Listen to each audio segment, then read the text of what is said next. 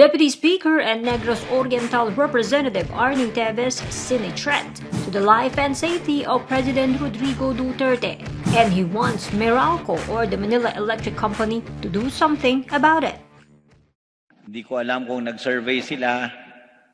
Sana lang makonsider nila yon na nalalagay sa delikado yung buhay ng presidente natin sa ginagawa nila.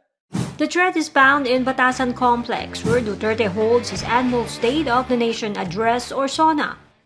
I don't know if they have considered that the helipad is being used by the president and company every time we have a SONA.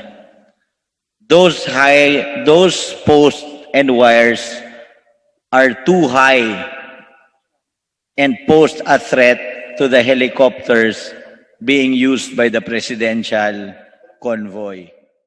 During the House session, Teves demanded that Meralco do something about it or face legislative probe.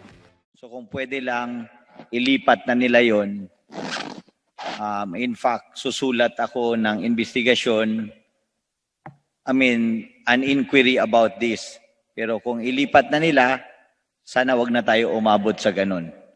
Maging considerate naman sila. Nauna yung helipad ng Kongreso at ginagamit ito ng ating Presidente.